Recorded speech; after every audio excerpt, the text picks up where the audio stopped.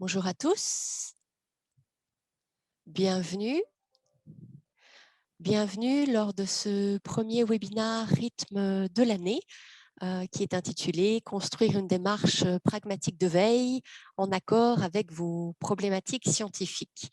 Voilà, j'espère que vous m'entendez tous. Delphine Grasso, ça fait 12 ans que je travaille chez Rythme aujourd'hui et je suis ravie d'accueillir Nathalie Vincent pour ce tout premier webinaire et de vous accueillir tous. On a eu plus d'une centaine d'inscrits, donc nous sommes vraiment très heureux de pouvoir tous vous accueillir ce jour. Nous allons prendre 1 heure, 1 heure quart pour vous présenter cette thématique aujourd'hui et on a le plaisir donc d'accueillir Nathalie Vincent qui sera l'animatrice de ce webinaire. Nathalie qui est licenciée en biologie, formée à la conception de parcours de formation digitaux et qui a plus de 20 ans d'expérience en tant que technicienne et documentaliste scientifique à l'INRA. Voilà, elle accompagne depuis plusieurs années les ingénieurs en R&D, les professionnels de l'information autour des thématiques liées à la veille, à l'organisation de la connaissance et à la communication scientifique. Donc, l'objectif aujourd'hui de ce webinaire est de vous donner de premières pistes pour construire une démarche pragmatique de veille en accord avec vos problématiques scientifiques. Ce webinaire sera enregistré si jamais vous souhaitez y avoir accès par la suite. Pour le confort de tous, on ne vous a pas permis d'ouvrir vos micros. Donc, nous allons avoir une présentation qui laissera par contre la part belle à 2 moments, à peu près à mi-parcours et en fin de parcours, pour qu'on puisse relayer vos questions. Donc, n'hésitez pas, dans le cadre de ce webinaire, à poser vos questions par chat. Nathalie sera là pour présenter ce webinaire et je serai moi-même là pour venir relever les différentes questions que j'adresserai lors de ces 2 temps à Nathalie directement. Voilà, ben écoutez, je vous souhaite un très bon webinaire à tous et on se reparle à la fin. Merci, je passe la main à Nathalie. Bonjour à toutes et à tous, j'espère que vous m'entendez bien. Donc, je vais vous présenter aujourd'hui ce webinaire. Donc, Je confirme qu'on t'entend bien, Nathalie. merci. Donc, Delphine m'a brièvement présenté et je vais donc vous présenter le programme de cette présentation. Donc, les conditions de la veille scientifique ont connu une forte évolution depuis une vingtaine d'années. C'est lié en partie à l'accélération du rythme de l'innovation et aussi, bien sûr, à l'essor des technologies de l'information et de l'Internet. Donc, le processus de veille va découler d'une prise de conscience de la nécessité de mettre en place une nouvelle forme de gestion de l'information au sein des entreprises et des laboratoires, non pas centrée sur l'information en soi, en tant qu'entité à stocker, mais plutôt au travers d'un processus itératif et séquentiel de son utilisation, donc la veille. Donc, nous allons voir ensemble le concept de la veille avec différentes définitions et puis ensuite, le cycle global de la veille avec le plan de veille qui est associé à ce cycle-là, puis la sélection des sources pertinentes qu'on appelle le sourcing en veille, l'analyse et le choix des informations à valeur ajoutée, le stockage et la diffusion de l'information aux bonnes personnes, au bon moment, et puis l'évaluation et l'ajustement du dispositif de veille, et enfin, les facteurs clés du succès d'un dispositif de veille. Donc, qu'est-ce que la veille? Comment savoir automatiser les recherches pour ne pas manquer une information stratégique? Comment essayer de détecter des tendances, des innovations scientifiques, pourquoi pas via les réseaux sociaux? Donc, c'est vital pour un laboratoire d'obtenir vraiment les informations qui vont lui permettre de développer une stratégie efficace en matière d'innovation, puis de mener à bien ses recherches, ses activités de recherche et de développement. Donc, toutes les informations qu'on va collecter pour la veille scientifique, ce sont des informations qui concernent la recherche fondamentale, la recherche appliquée ou encore la recherche appliquée au développement expérimental.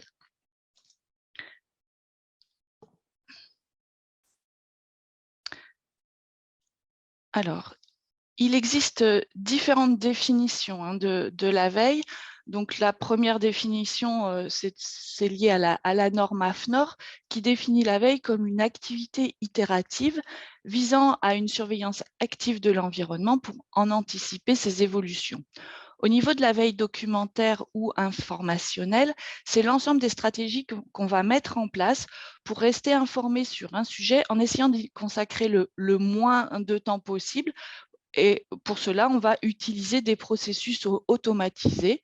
Et donc, on verra ensemble lors de cette session comment on peut mettre en place ces processus automatisés.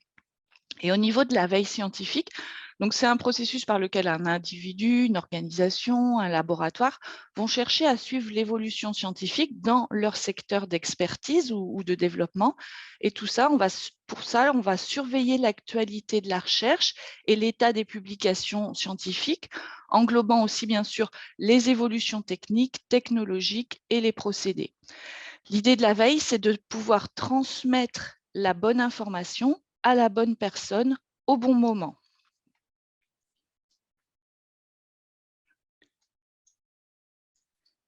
Donc, à quoi va servir la veille en sciences? Ça va être différentes possibilités, différents besoins, notamment suivre systématiquement un sujet via une collecte automatisée pour être au courant de tout ce qui se passe sur cette thématique-là, pouvoir également réduire les incertitudes d'une thématique, anticiper les évolutions dans un domaine, signaler les menaces et les opportunités, et puis aussi, pourquoi pas, construire une communauté autour d'une thématique pour créer une intelligence collective et échanger ensemble sur cette thématique-là, sur ce sujet-là.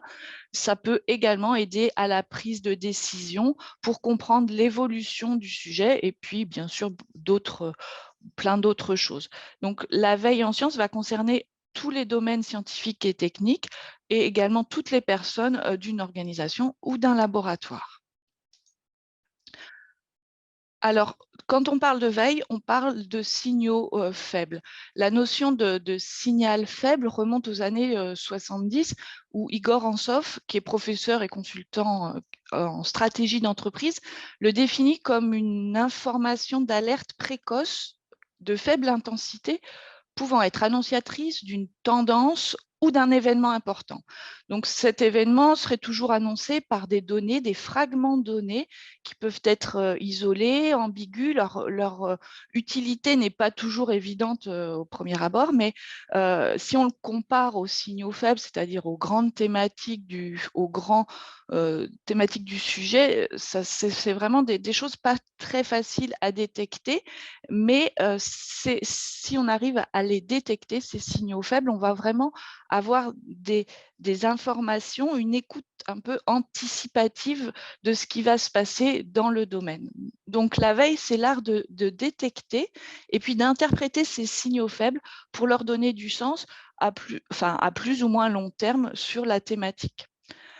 Donc juste pour rappel que la veille, ce n'est pas de l'espionnage, parce qu'on va récupérer en fait sélectionner des informations selon des méthodes complètement légales et on va retrouver des informations qui sont accessibles à tous. Donc, du coup, l'idée, c'est de pouvoir récupérer les informations qui vont nous être utiles et on va voir ensemble comment on peut s'y prendre. Donc, pour cela, on va découvrir le cycle de la veille et le plan de veille qui en découle. Donc, le cycle de la veille, c'est un processus itératif qui vise à satisfaire un besoin d'information bien identifié. Donc, on va suivre ces différentes grandes étapes de manière à pouvoir passer de l'objectif de la veille, c'est-à-dire les besoins bien identifiés, jusqu'à la diffusion finale de ces informations aux personnes qui en ont besoin. Donc, la première étape, c'est les objectifs de la veille, c'est de bien définir les objectifs de notre veille qui comprennent l'analyse du besoin, la définition précise du périmètre.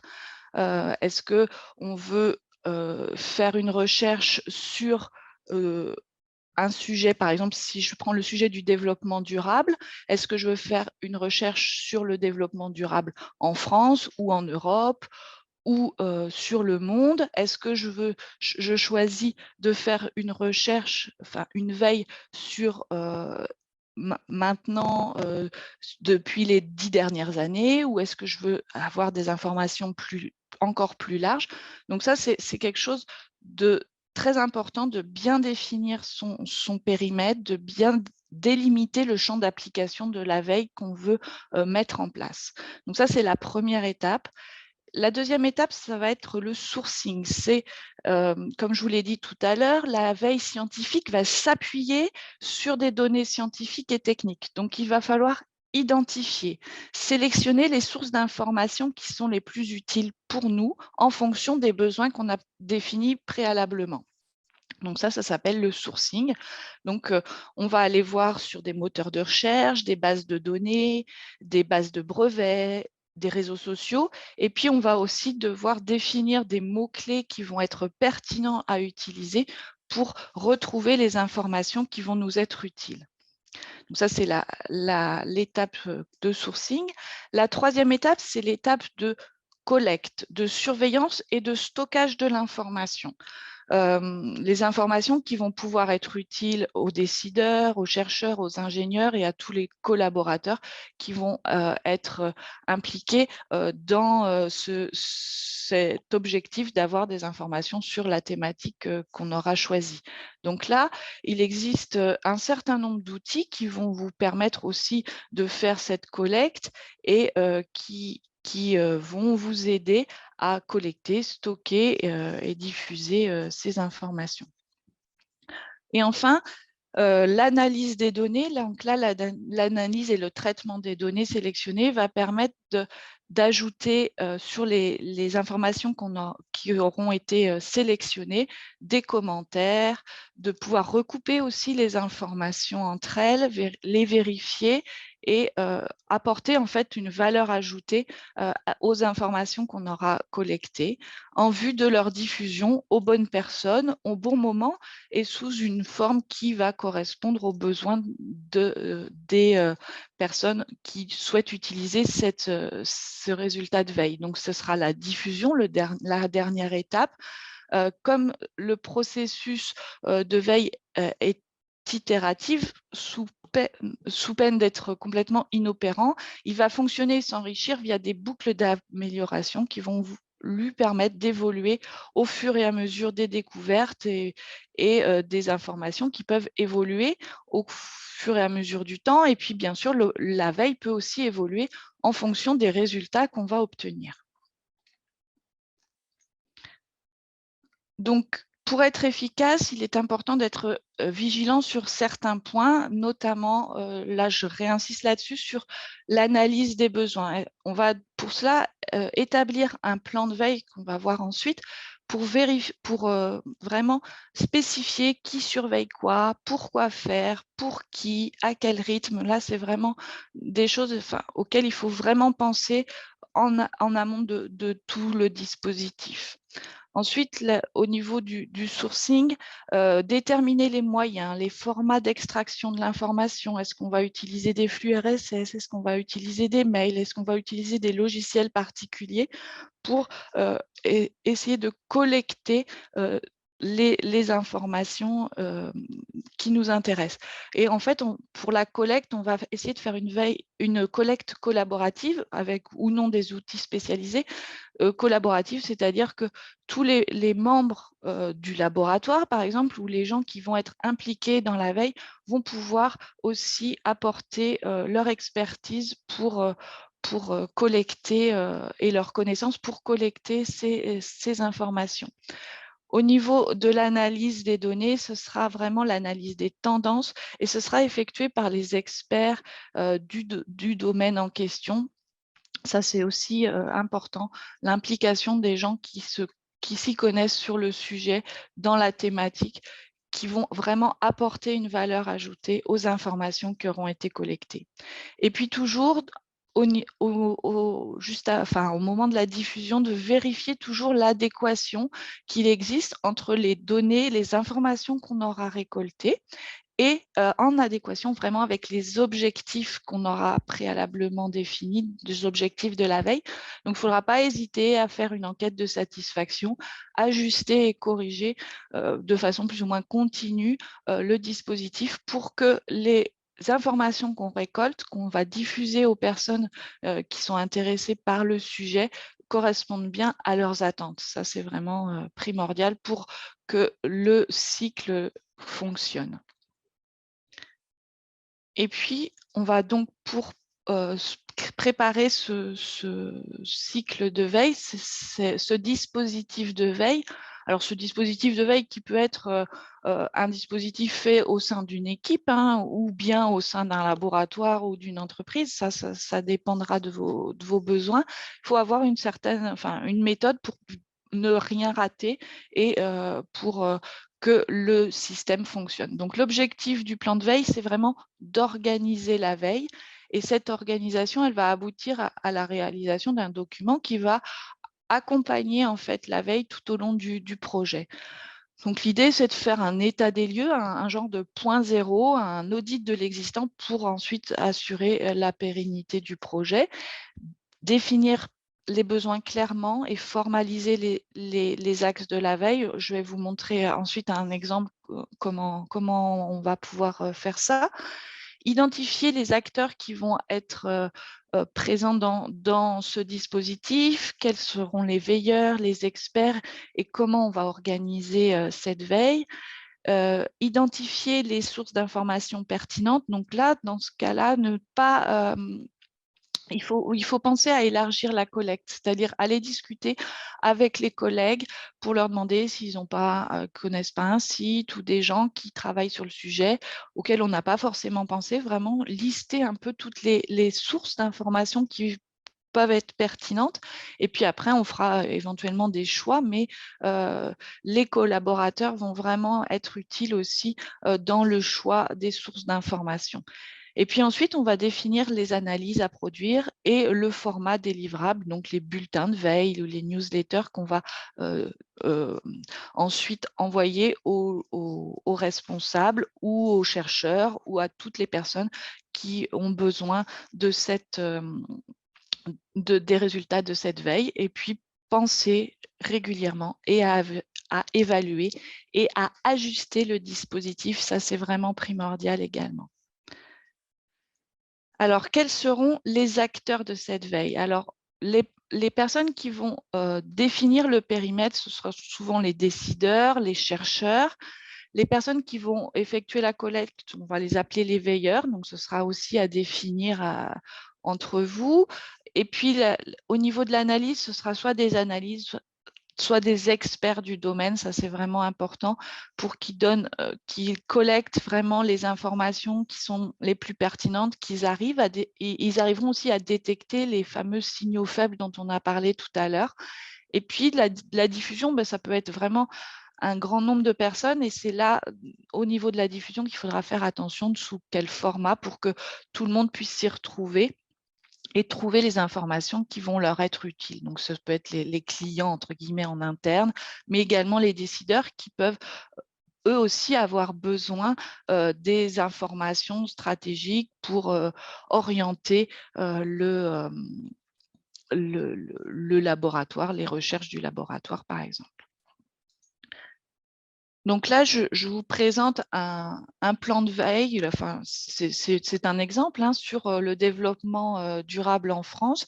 Comme je vous ai dit tout à l'heure, on va vraiment lister tout ce dont on a besoin. Et ça, c'est vraiment quelque chose. Ce document va nous être utile tout au long de la veille et ça va nous aider aussi à ajuster le dispositif de veille. Donc, le développement durable est partagé en 3 grands axes: la qualité environnementale, l'équité sociale et l'efficacité économique. Et en fait, on va rechercher quels sont les acteurs qu'on pourrait surveiller dans ces différents axes. Donc, on pourra lister ces différents acteurs. On va aussi lister les sources qu'on connaît ou que nos collaborateurs utilisent sur le sujet. Et on va définir qui va veiller sur ces différents axes. On va éventuellement aussi proposer des supports pour remonter les échanges qui peuvent avoir lieu. Et puis, on va aussi définir la fréquence de surveillance. Ça, c'est aussi quelque chose d'important parce qu'on peut vite être pris au niveau du temps. Donc, attention à ça aussi. Et tout ça dans le but de créer des livrables. Donc, c'est pareil, pour les livrables, on va essayer de réfléchir à la question de comment on va le créer, quels sont les destinataires et donc sous quelle forme ce sera le mieux adapté aux destinataires, à quoi va servir le livrable et est-ce que les informations qu'on mettra dans ce livrable-là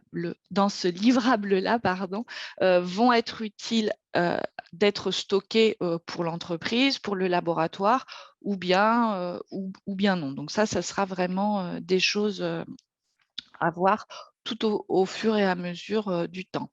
Donc pour trouver par exemple les acteurs à surveiller, il existe des sites qui permettent, alors bien sûr vous connaissez bien sûr votre domaine, votre thématique, mais il y a également un site qui s'appelle alors Scanner, je vais aller le chercher, voilà. Alors, juste le temps. Alors, Scanner, ça va vous permettre d'explorer le monde de la recherche et de l'innovation française et de trouver du coup des interlocuteurs ou des sites, des différentes choses qui vont vous aider en fait à ajouter des sources dans votre surveillance. Donc, si je reste sur le développement durable, je vais aller regarder ce qu'on me propose et on va me proposer différentes choses, donc notamment des entités, c'est-à-dire des laboratoires ou des entreprises qui travaillent sur le développement durable, donc notamment celle-ci où on sait que c'est du secteur privé et on a des informations sur les entreprises. Donc, ça peut nous permettre de surveiller un peu ces entreprises-là ou ces laboratoires, etc. Donc, ça permet de trouver des nouvelles sources d'informations. On a également des informations sur des financements. Donc, ça peut être aussi des choses intéressantes à suivre pour trouver des financements éventuels.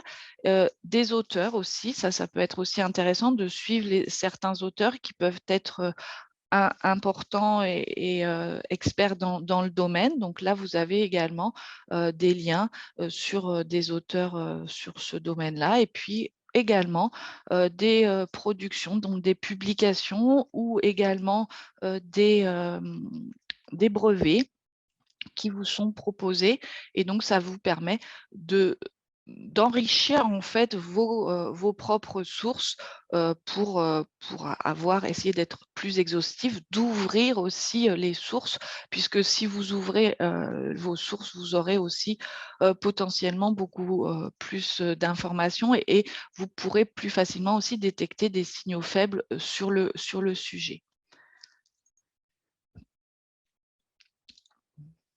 Alors, donc, je vais reprendre. Alors, je ne sais pas si je suis dans le bon sens. Alors, Nathaël, tu m'entends? Oui, Juste je pour te t'entends. dire qu'on voit bien donc, ta présentation PowerPoint, simplement, on voit la présentation sur la gauche et voilà, là, Voilà. parfait, c'est en plein écran. Merci beaucoup. Donc là, par rapport à mon petit exemple, c'est dommage que ça ne me remet pas au bon moment, au bon endroit. Donc là, on peut, Delphine, justement, passer aux questions, si tu as des questions. Oui, effectivement, j'ai donc plusieurs questions. Une de Florence Nicole, bonjour Florence Nicole, qui demande comment est construite cette base de données Scanner et si on connaissait les sources. Voici une première question, je t'en poserai deux par la suite. D'accord. Alors, scanner, c'est un dispositif qui a été qui est gouvernemental en fait, donc qui décrit en fait et relie les entreprises, les laboratoires de recherche, les auteurs de travaux de recherche et les financements publics. Donc c'est un moteur de recherche qui va permettre d'explorer le paysage de la recherche et de l'innovation en France. D'accord, donc c'est une sorte de moteur de recherche, d'agrégateur. Est-ce qu'il est libre d'accès? Oui, tout à fait. D'accord. Cédric Jamard, bonjour Cédric, qui nous posait également la question des sources du site Scanner. Je pense on a répondu à cette question. Flavio, bonjour Flavio aussi, qui avait des exemples qui demandait si vous aviez des exemples comme Scanner, mais au niveau international, donc peut-être pas quelque chose dédié spécifiquement au paysage français, mais qui puisse être élargi à d'autres territoires. Alors, je n'en connais pas, mais je peux éventuellement faire une recherche à ce niveau-là. D'accord. Parfait. Je prends bonne note aussi. Et si on peut apporter une réponse à Flavio et aux différents participants, on ne manquera pas de le faire après la présentation, après le webinaire. Voilà, c'était tout pour l'instant au niveau des questions. Je te propose de poursuivre. Et si vous souhaitez poser d'autres questions, n'hésitez pas dans le chat. Il y aura d'autres moments pour que je puisse les relayer à Nathaël. Voilà.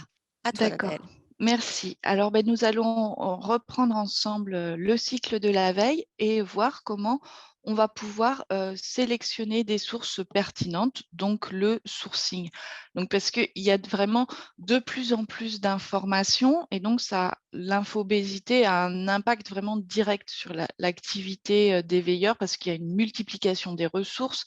Et donc, l'idée, c'est de ne pas viser l'exhaustivité quand on fait de la veille, ni de mettre en place un plan de classement figé une fois pour toutes, parce que le sourcing, c'est vraiment un travail qui est continu et un chantier qui est permanent. Donc, la première règle, c'est de ne pas se ruer sur le premier site web, sur le premier blog ou sur le premier compte Twitter venu.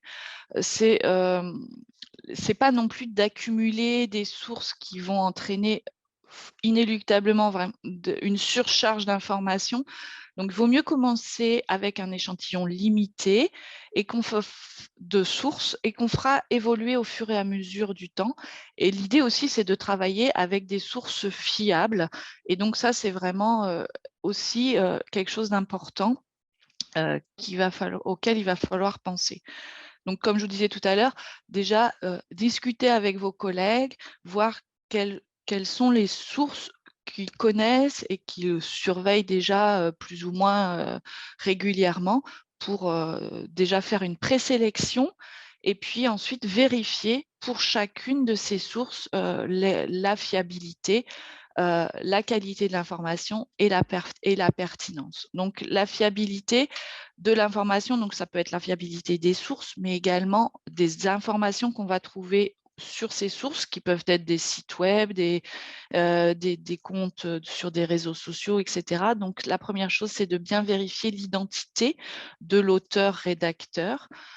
Identifier la source, donc qui publie le document, comment ce document il est diffusé, quelle est la structure de ce document. Donc ça va donner aussi des informations sur la fiabilité en fait du document ou de la source qu'on va choisir.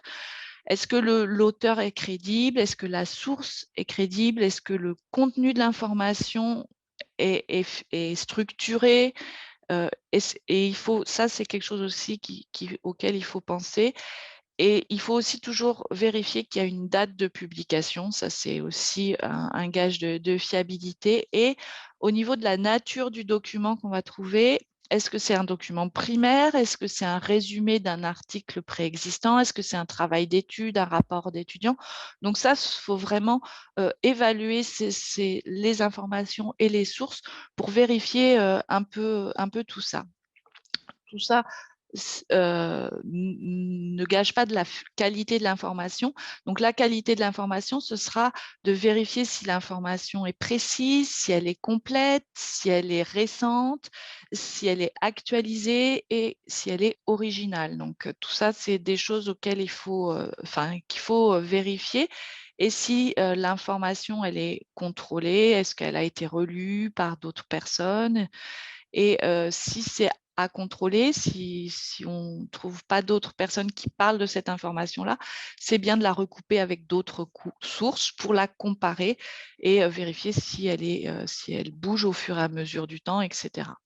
Autre chose pour évaluer l'information, ce sera la pertinence, mais ça, ce sera à vous de juger que l'information est bien en rapport avec votre problématique en fonction de vos besoins, en fonction du contexte dans lequel se trouve l'information et en fonction de votre propre contexte et aussi en fonction des compétences que vous avez pour juger la pertinence de l'information et également des compétences de l'auteur en question. Donc ça, c'est vraiment un point important d'évaluer l'information et les sources d'information.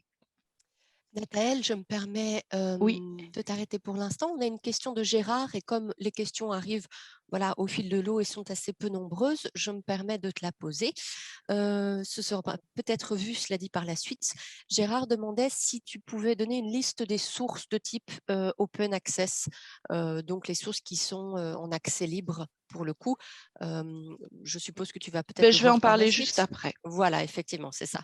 Donc Gérard, il faut juste attendre 2 petites minutes. Merci. Mais on va en parler tout de suite. En fait, bon, je vous ai listé quelques sources scientifiques que vous connaissez déjà peut-être. Donc, il y a Google Scholar, hein, qui est un moteur de recherche spécialisé dans la recherche académique et qui donne accès à de la production scientifique. C'est une base, enfin un moteur pluridisciplinaire, donc qui va vraiment pouvoir vous donner des informations assez larges. Donc, c'est tout à fait gratuit et donc tout le monde peut y avoir accès. Freefull PDF qui est également spécialisé dans les documents scientifiques en libre accès. Donc, vous allez retrouver des articles de thèse, des articles, des thèses, des brevets, des posters. Donc, c'est assez multidisciplinaire. Vous allez aussi trouver pas mal d'informations sur ce moteur de recherche. Il existe aussi Base qui moissonne en fait les métadonnées déposées dans un grand nombre d'archives ouvertes. Donc là, vous avez accès à plus de 165 millions de documents scientifiques, dont à peu près les 3/4 sont en libre accès, enfin en texte intégral, pardon. Donc ça, c'est pareil, ça peut vous donner aussi la possibilité de trouver des documents. Et puis sur Base, vous avez la possibilité de faire une recherche en mode avancé. Donc du coup, ça peut vous permettre de préciser mieux votre recherche et ainsi d'obtenir des documents qui vont vous être utiles. Vous connaissez peut-être aussi thèse.fr qui regroupe en fait les thèses soutenues en France depuis 1985 et il y a pas loin de 500 000 thèses qui sont proposées et beaucoup sont au format électronique et donc accessibles depuis 2006. Donc, c'est aussi une source intéressante puisque dans les thèses, il y a souvent une revue bibliographique qui est très intéressante et donc, du coup, ça permet vraiment d'avoir des informations. Alors, il y a également les bases de données bibliographiques, donc des bases de données payantes telles que le Web of Science ou Scopus. Je vous parle aussi de PubMed, donc qui est plus en biomédical, mais dans lequel on va trouver aussi beaucoup d'informations bibliographiques. Et puis, DOAJ, Directory of Open Access Journals, qui est une base de données bibliographiques qui va recenser les périodiques scientifiques en ligne correspondant à des critères de qualité et de libre accès. Donc là, on va trouver des articles en texte intégral et les articles qui sont présents dans DOAJ ont une qualité qui a été contrôlée par le dispositif, en fait. Donc ça, c'est aussi une source intéressante. Vous avez aussi, bien sûr, des bases de brevets dans EspaceNet, qui est en libre accès également. Et puis, vous avez des plateformes éditoriales. Alors là, tout n'est pas en libre accès, mais vous avez certaines plateformes éditoriales scientifiques qui vont vous donner accès à certains articles gratuitement, d'autres pas, mais allez aussi explorer Science Direct, Springer, Wiley, etc. Pensez bien sûr aussi aux archives ouvertes. HAL pour la recherche scientifique française, Archive plus en physique et en mathématiques, et puis PLOS, qui est une bibliothèque scientifique publique. Donc, c'est un projet américain de publication qui donne des accès ouverts et c'est quelque chose PLOS publie différents journaux en libre accès, et donc vous y avez aussi accès, et ça permet aussi de récupérer beaucoup d'informations scientifiques. Alors, il y a le moteur de recherche de données ouvertes de Google. Donc là, ça sera plus large, hein. Ça ne sera pas bien sûr que des données scientifiques. Donc, attention. Mais parfois, en fonction de vos domaines, vos besoins, vous pouvez aussi avoir besoin d'informations plus larges. Et donc, vous pouvez aller voir sur le data search de Google. Autre chose, c'est les alertes sur les sommaires des journaux, sur Google, sur Journal Talks. Ça va vous permettre d'accéder à un certain nombre de journaux. Vous pouvez vous abonner en fait à des sommaires de journaux et les recevoir par mail à chaque fois qu'il y a des sorties. Donc ça, c'est des choses aussi qui peuvent être tout à fait utiles dans une recherche de sources. Dans les sources, bien, il y a les réseaux sociaux. Donc le Twitter, donc c'est du microblogging, mais c'est aussi un réseau social. Donc vous pouvez aussi avoir des intérêts à aller voir sur Twitter. Et puis il y a tous les réseaux sociaux scientifiques que vous connaissez sûrement, ResearchGate, My Science Work, Academia, il en existe d'autres également.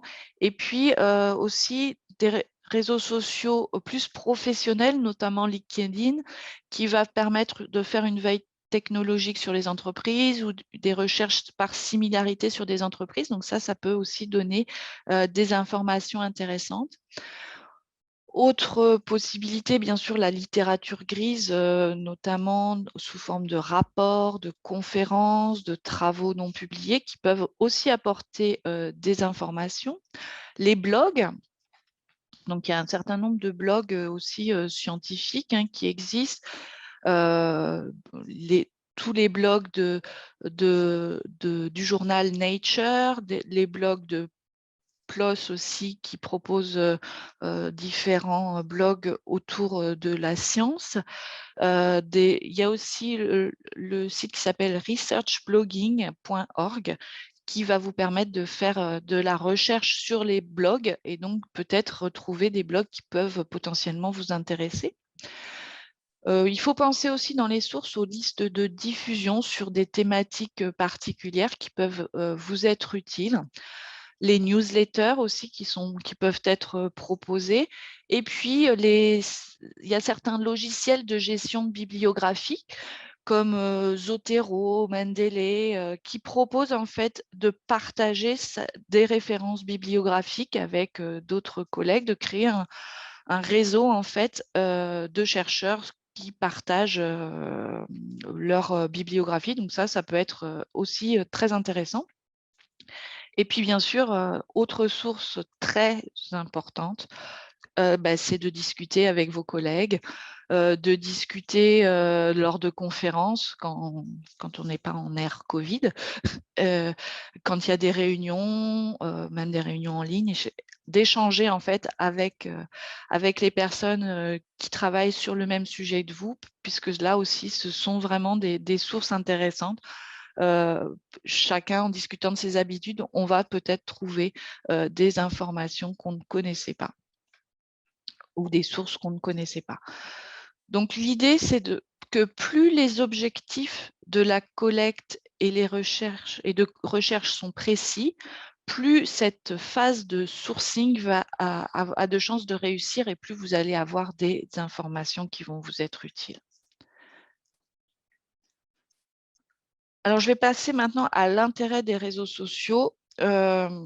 Il y a différentes choses dans les réseaux sociaux.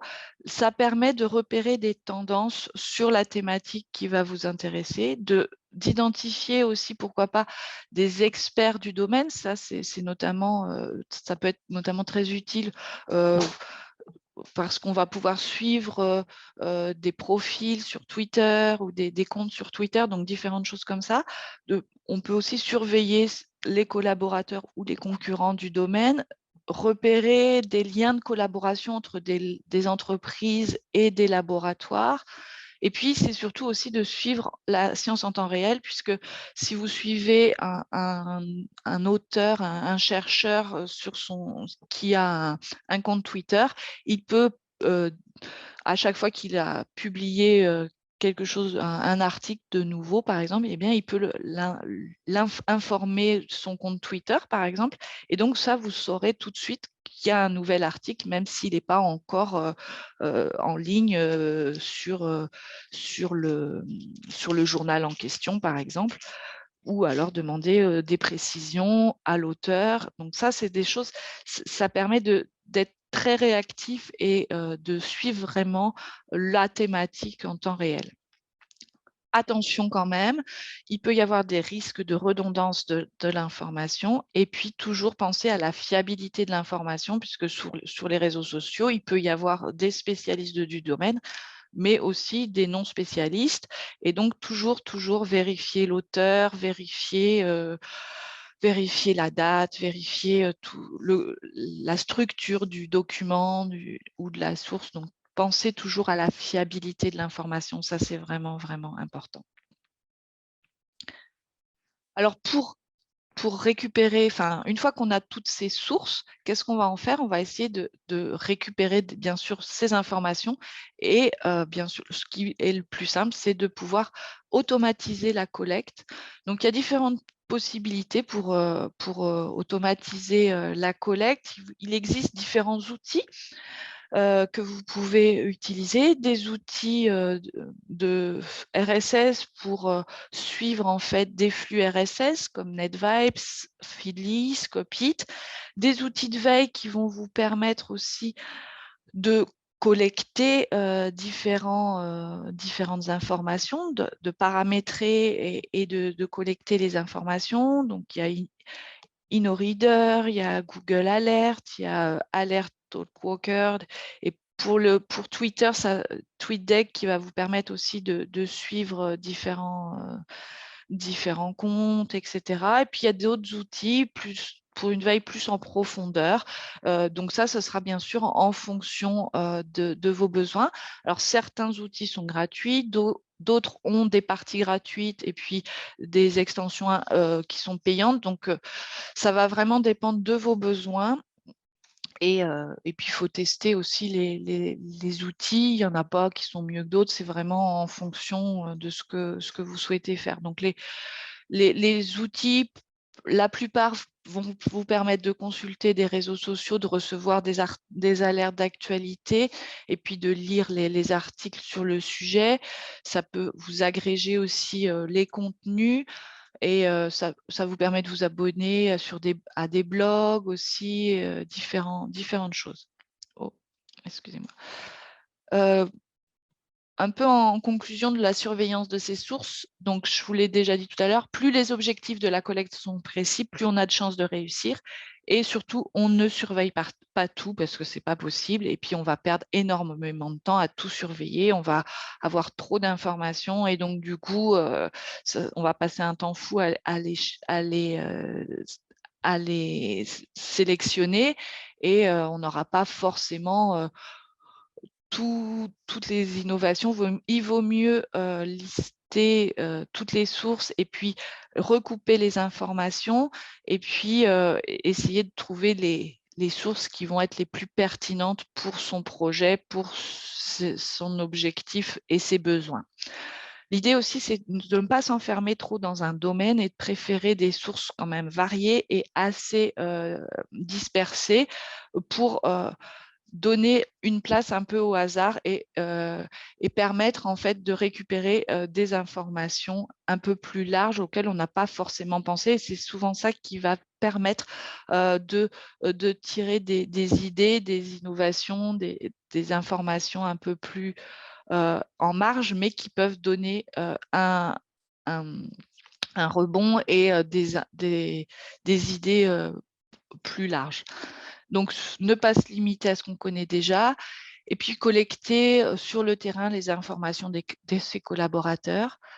Surveiller les tendances dans la durée, ça c'est aussi important et c'est ce pourquoi la veille existe aussi. Et puis, bien analyser les nouveautés et les signaux faibles.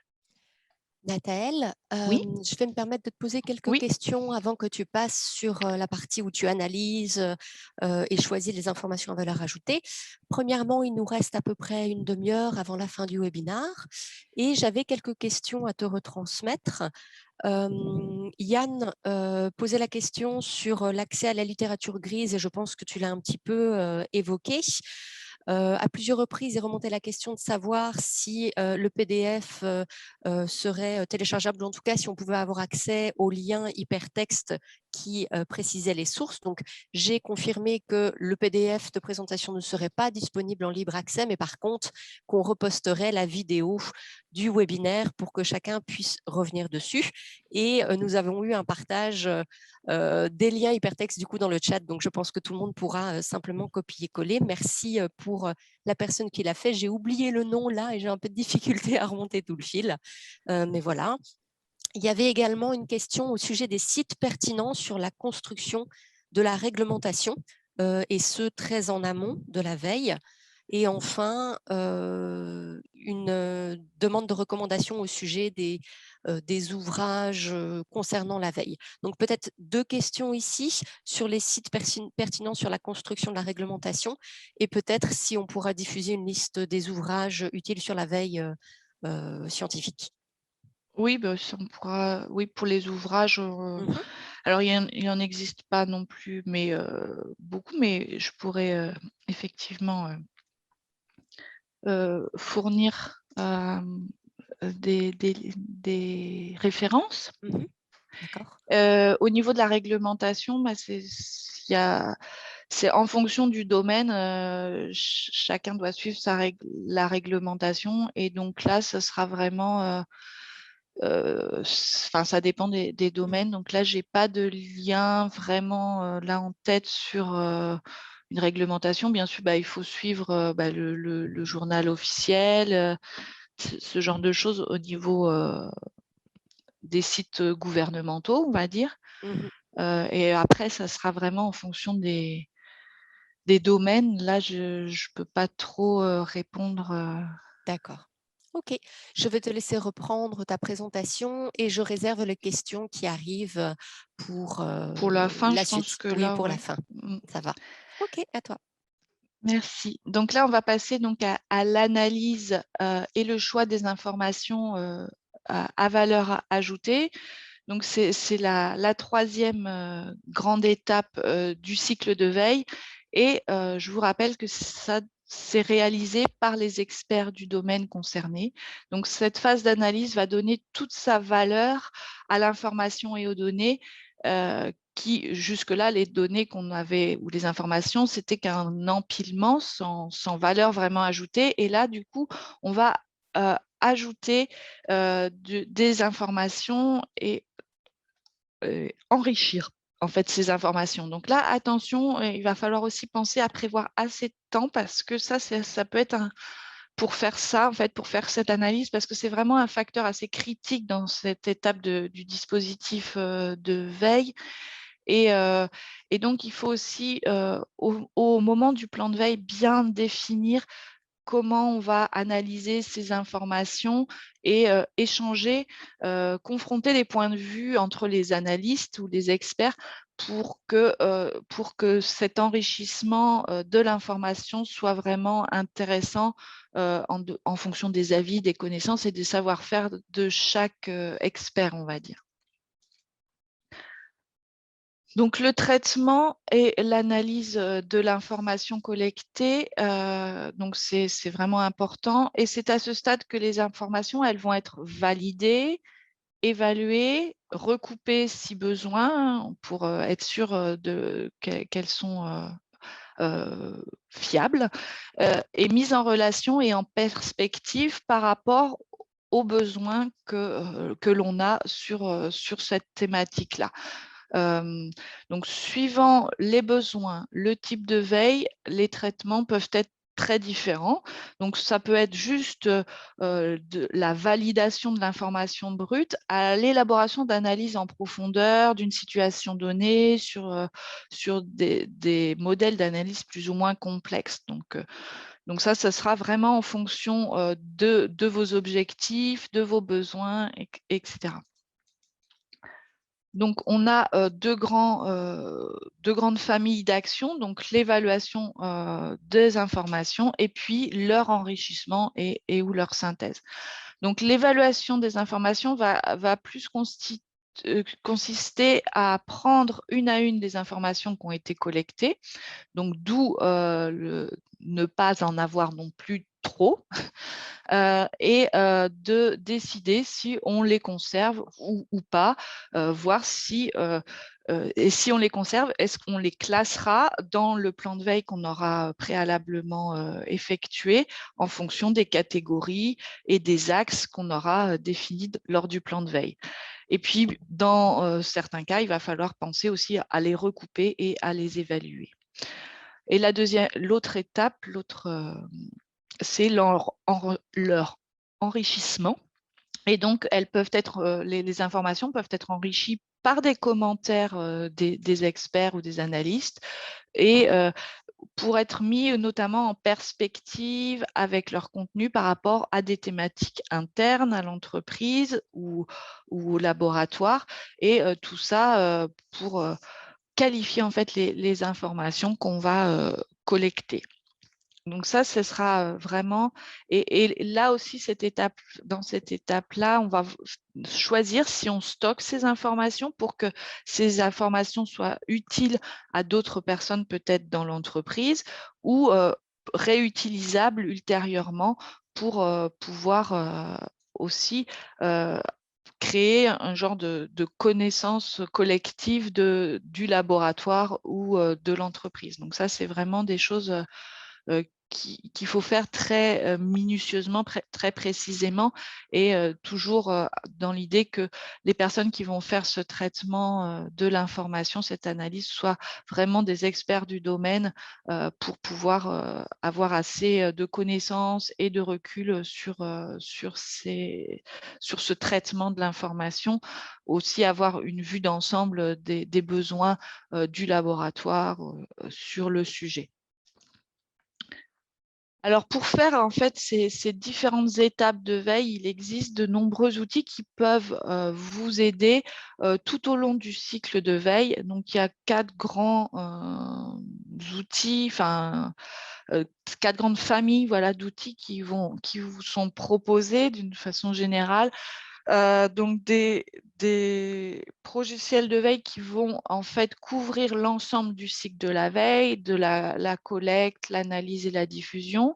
Des outils de veille plus métiers qui couvrent plus des besoins spécifiques de certaines veilles, notamment par exemple la veille brevet ou la veille de e-réputation.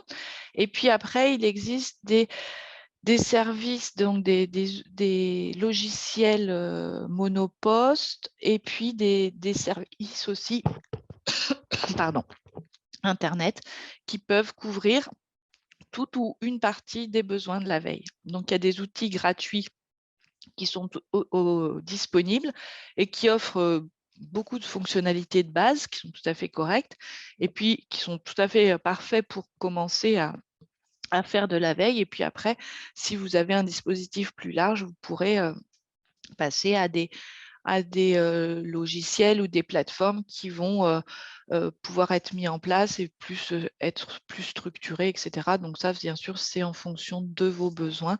Je ne vais pas m'étendre plus là-dessus. Et enfin, donc, la dernière étape de notre cycle de veille, c'est la diffusion de l'information, la diffusion des résultats de la veille auprès des collaborateurs. Donc ça, c'est vraiment une étape clé du dispositif. La qualité et la pertinence des éléments récoltés, mis dans cette diffusion, c'est vraiment essentiel à la réussite du dispositif de veille. Donc, c'est vraiment important de bien définir sous quelle forme vont être diffusées ces informations, définir les livrables de veille, notamment en termes de format, de contenu, de fréquence aussi, et puis de choisir la meilleure façon de les diffuser auprès des collaborateurs. Donc, on va pouvoir créer des livrables qui sont accessibles à une communauté ou à un laboratoire ou à une équipe. Et ces personnes pourront la consulter ou alors réutiliser ces informations à plus forte valeur ajoutée au sein de l'entreprise, au sein du laboratoire. Donc ça, ce sera bien sûr en fonction de vos besoins et des informations que vous allez récolter. Donc, réaliser des livrables de veille. Donc, l'idée, c'est de partager de l'information, mais ni trop peu. Ça sera aussi, au départ, pas toujours très facile de trouver un bon équilibre, puisque en fait, il faut que les personnes qui reçoivent ce livrable de veille, ces informations, trouvent ce qu'ils attendent. Donc, s'il y en a trop, ben, ils vont peut-être passer trop de temps à les lire et du coup, ils le liront une fois, deux fois, et puis après, ils diront: «Ah bah non, il y a trop d'informations, je passe trop de temps pour trouver ce qui m'intéresse». Donc, et puis s'il y en a trop peu, bah, ils peuvent peut-être c'est des informations qu'ils connaissent déjà ou pas, donc attention à ça. Donc l'idée, ce sera toujours de bien définir les besoins des gens qui ont besoin de ces informations. Donc, le livrable, c'est le produit fini des activités de veille. Donc, c'est souvent la seule partie visible du travail de ce cycle de veille. Donc, c'est vraiment la valeur perçue par les collaborateurs de tout ce qui est fait en amont. Donc, il est donc important de fournir des livrables qui correspondent parfaitement aux attentes des clients de la veille, tant au point de vue du format que des contenus et que de la fréquence de réception. Donc ça, c'est pareil, c'est quelque chose qu'on aura défini au niveau du plan de veille, mais qui aura été discuté aussi avec les personnes qui reçoivent la veille. Donc ça, c'est vraiment important. Donc, bien définir les besoins, choisir le type de livrable adéquat. Donc, ça peut être des newsletters, ça peut être un message sur les réseaux sociaux d'entreprise, ça peut être aussi diffusé sur des outils de gestion de projet ou dans la messagerie. Donc ça, ce sera vraiment à définir entre vous pour que ce soit le plus facile pour les gens de récupérer cette information-là, ce livrable de veille. Donc, on va bien sûr concevoir une maquette, réaliser et diffuser selon ce qu'aura été préalablement défini pour que tout le monde puisse tout à fait. Alors, bien sûr, c'est essentiel de bien choisir les outils et les canaux de diffusion pour que chacun se retrouve. Et la qualité du livrable doit correspondre vraiment aux attentes définies en amont. Euh, et, ça, et il doit être diffusé au bon moment pour que ce soit vraiment que l'information qu'il contient soit utilisable aussi. Donc, la dernière étape, ce sera d'évaluer et d'ajuster ce dispositif de veille, vérifier que les objectifs sont bien atteints pendant toute la durée du projet. Et le diagnostic, ce sera le diagnostic de cette évaluation va être importante pour vérifier que toutes les phases du cycle de veille sont bien mises en place et correspondent au final à ce qu'on attend de ce cycle de veille. Donc, évaluer pour évoluer tout au long du dispositif. Donc, en fait, ce sera de vérifier toujours l'adéquation des informations qu'on va trouver dans le livrable de diffusion avec les objectifs de veille pour pouvoir faire un diagnostic partielle ou globale et amener des actions correctives. Donc optimiser, ça peut porter sur une partie du cycle de veille ou sur l'ensemble, ces actions correctives. Peut-être aussi qu'on va revoir le sourcing, peut-être qu'il y a des informations qui sont redondantes et puis du coup on va peut-être enlever des sources ou en rajouter en fonction de l'évolution, ou peut-être on a trouvé un sujet qui émerge et du coup, on va devoir à ce moment-là rajouter des sources sur le sujet émergent. Donc, ça sera vraiment optimiser la surveillance du cycle des sources pour assurer la cohérence du contenu qui est validé et qui est analysé.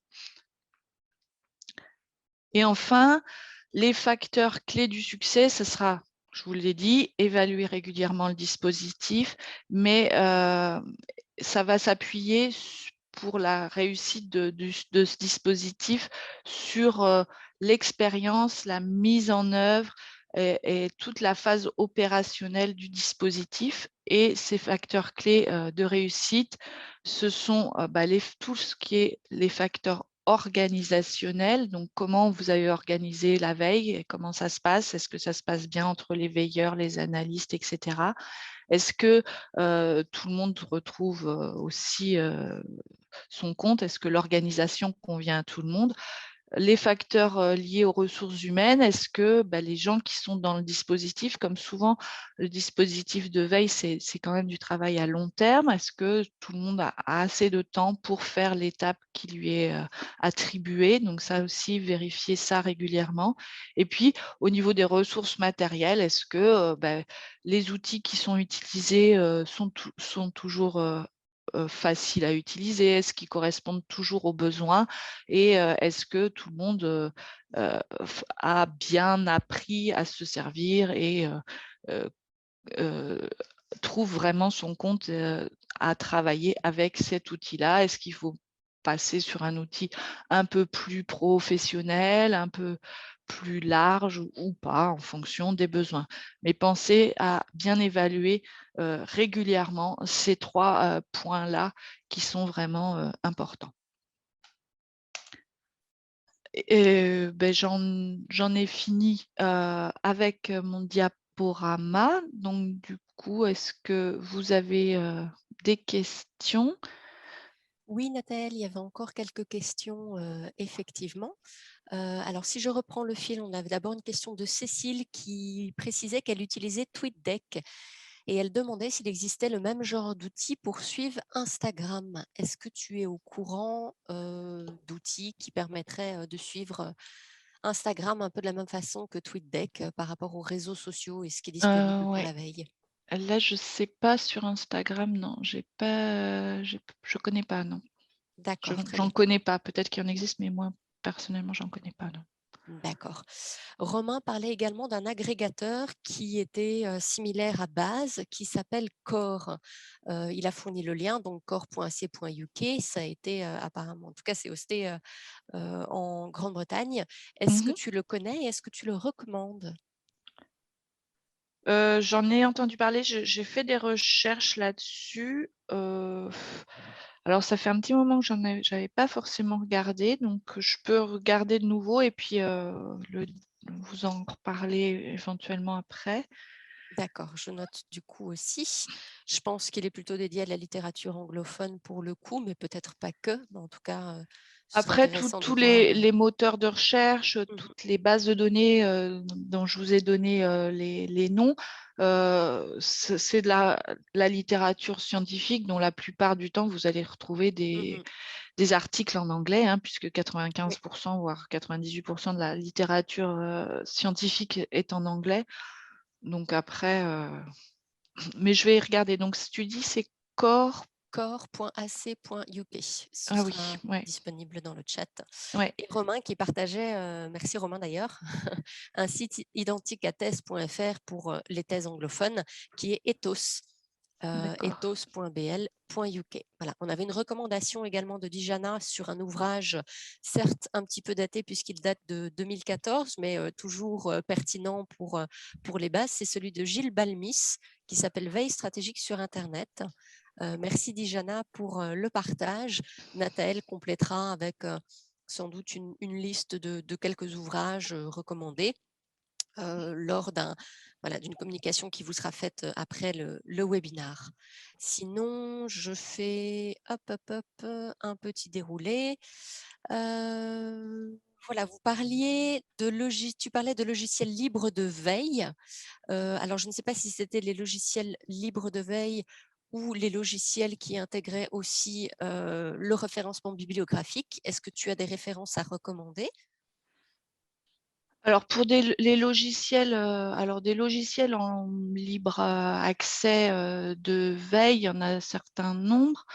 Alors je ne sais pas si je peux. Il y a NetVibes qui permet d'agréger des flux RSS et puis de pouvoir aussi agréger des blogs, etc. Donc, ça permet aussi d'organiser sa veille. Je voudrais essayer de vous partager ça. Alors, je vais voir si j'ai... Oui, Et donc, du coup, ça, je ne sais pas si... Ouais, voilà. Alors, là, par exemple, là, je suis sur NetVibes. Du coup, on alors peut là, non, on créer... ne voit pas ton partage, on voit Ah, ton nom, mince. donc Alors, peut-être partager une autre fenêtre. oui, alors je Oui. pense que, voilà, zoom. Hop.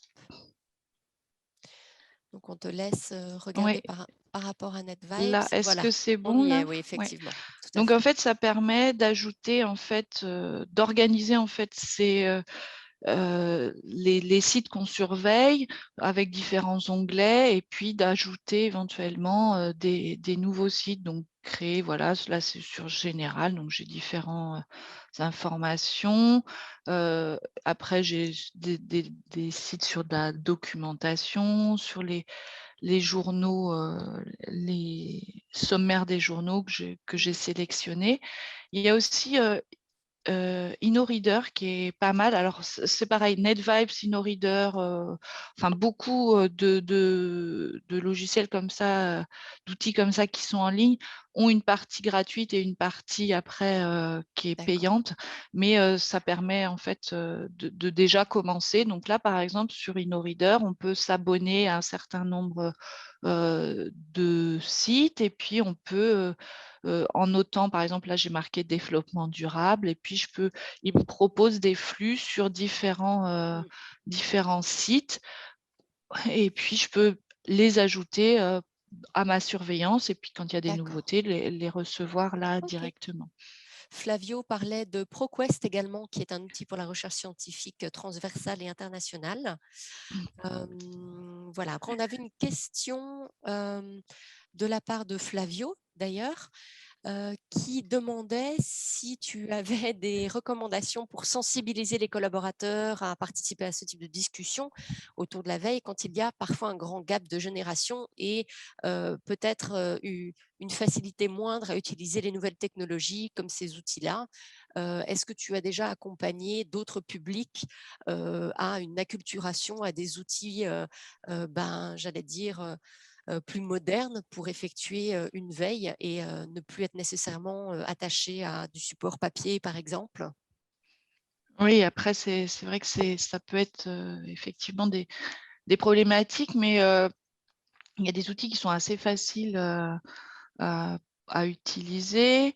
Après, ce qui est possible de faire aussi, c'est que les gens qui ont l'habitude du papier partagent leurs sources avec les collègues et puis après, les personnes qui sont en charge de la collecte de la veille, par exemple, peuvent ajouter ces sources-là sur leur sourcing et surveiller un peu ce qui se passe. Et puis, pourquoi pas peut-être faire un échange entre les gens régulier entre les gens qui travaillent sur le sujet pour échanger justement des informations sur le sujet.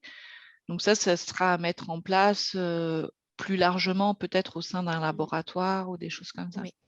On avait également une question de la part de Florence qui rejoint un petit peu celle de Flavio dans le sens où ils viennent déposer des difficultés peut-être rencontrées dans le cadre de l'élaboration de ce cycle de veille. Donc là, on parlait de la sensibilisation des collaborateurs ou des personnes qui sont peut-être acclimatées à d'autres outils, mais là aussi, on voit que Florence relate pour les chercheurs une difficulté puisque toutes les tâches sont à mener seuls. Décideurs, chercheurs, veilleurs, analystes, experts. C'est parfois difficile d'être efficient pour gérer toutes ces tâches où il y a peut-être moins d'acteurs dans ce processus et qui se demandaient comment gérer le temps à consacrer à cette veille. Hein. Ça peut être extrêmement chronophage d'après ce que Oui, j'entends. tout à Oui. fait. C'est bien la difficulté. C'est aussi pour ça que j'ai insisté sur le fait que bah, il ne faut pas non plus être exhaustif. Enfin, il ne faut pas vouloir être exhaustif. Il vaut mieux bien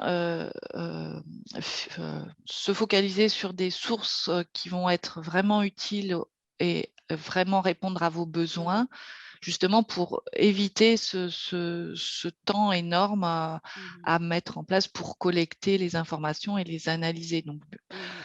ça, là, ce dispositif, c'est vrai que ça paraît assez large, mais ça peut être fait avec différentes personnes et bien définir le temps, enfin les, les, les fonctions de chacun et si justement si le temps est, enfin si chaque étape prend trop de temps, justement réajuster le Oui. dispositif pour que chacun y retrouve son compte. L'ajustement, c'est aussi dans ce sens-là au niveau des personnes qui vont travailler, puisque c'est la plupart du temps quand on fait de la veille, c'est pas sur un mois, c'est sur un projet qui peut des fois durer plusieurs années. Et Mhm. donc, du coup, ça veut dire qu'il faut que les gens soient présents tout au long de ce temps-là pour faire ce qu'ils doivent faire, quoi, soit veiller, soit analyser, etc. Donc ça, il faut aussi que les gens soient vraiment conscients et qu'ils adhèrent complètement à ça. Et c'est pour ça aussi qu'il faut ajuster pour que chacun y retrouve son compte. Si on prend trop de temps par rapport à ce qui était au départ estimé, il faut revoir comment faire pour que tout le monde puisse continuer à adhérer et que bah, la veille puisse vivre au fur et à mesure du temps. D'accord. Je vais finir avec une dernière question de Claire et puis on vous partagera quelques informations pour peut-être aller plus loin, histoire de profiter des quelques dernières minutes que nous avons. Donc Claire qui demandait si tu connaissais des outils d'analyse textuelle et si tu as déjà entendu parler de Scholarcy par exemple ou Oui, d'autres effectivement, il y a outils. des analyses textuelles qui peuvent être très utiles, mais ça, c'est pareil, ça va dépendre de thématiques et de vos besoins. Donc, effectivement, c'est des choses qui peuvent être mises en place et utilisées dans le cadre de la veille, oui. D'accord. Alors, je pense, moi, pour le coup, à outils d'analyse textuelle, évidemment, et après peut-être aux outils de méthodes qualitatives qui permettent aussi de récupérer du matériau de formats différents pour venir faire une recherche textuelle, voire d'autres choses dessus. Je pense à des logiciels typiquement comme NVivo, qui est un logiciel qu'on connaît bien puisqu'on le distribue, mais pas que. Je pense qu'au niveau de l'analyse textuelle, il doit y avoir aussi peut-être Alceste, qui est un ouvrage, enfin qui est un outil gratuit pour le coup. Voilà, on pourra peut-être aller un petit peu plus loin là-dessus. Nathaël, est-ce que tu souhaites dire encore quelques mots? Je voulais peut-être présenter une façon d'aller plus loin pour la suite en parlant de la formation que tu animes autour de la veille scientifique. Oui, bah Euh, écoute, moi je vous remercie de votre écoute et puis je vous remercie d'avoir été de toutes les questions que vous avez posées. Puis effectivement, je vais te laisser la main, je vais passer la diapo sur la formation que je propose.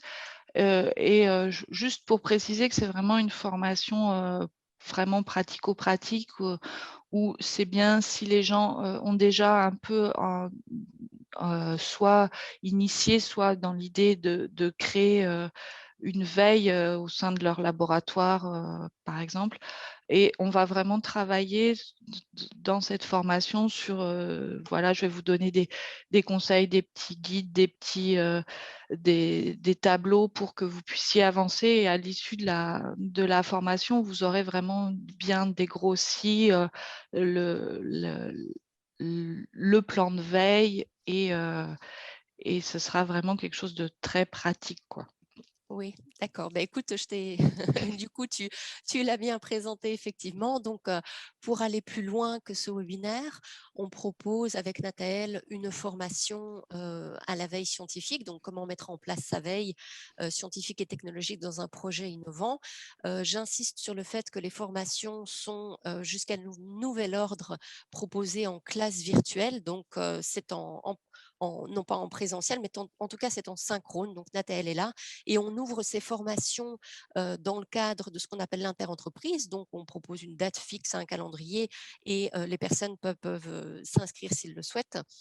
C'est une formation qui est limitée à 8 participants maximum pour permettre justement d'être dans quelque chose de très pratique, de laisser la part belle à de l'interactivité, aux personnes pour s'exercer, pour poser toutes leurs questions. Voilà.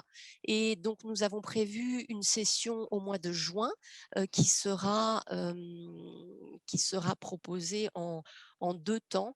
Une première matinée de 3h30 ou c'est l'après-midi, je ne sais plus exactement. Vous allez pouvoir retrouver toutes les informations sur notre site. Je vous partagerai le lien pour suivre.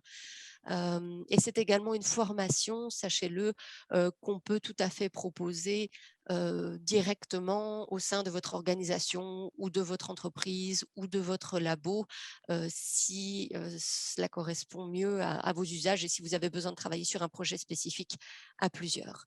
Voilà, ben, je vous partagerai le lien. Je vous remercie à tous. Il est 12h16. Je ferai suivre une communication déjà pour vous remercier et peut-être après un aller-retour avec Nathaël sur les questions qui sont peut-être encore en suspens, on apportera des précisions et pour vous faire part des informations sur la formation et les éléments soulevés ensemble ici. Voilà, j'espère que ça vous a plu. Nous proposerons d'autres webinaires sur d'autres thématiques pour la suite. N'hésitez pas à aller jeter un œil sur notre site, sur notre calendrier et à nous solliciter si vous avez un quelconque besoin. Merci à tous. Très belle journée à vous. Au revoir. Merci, bonne journée, au revoir.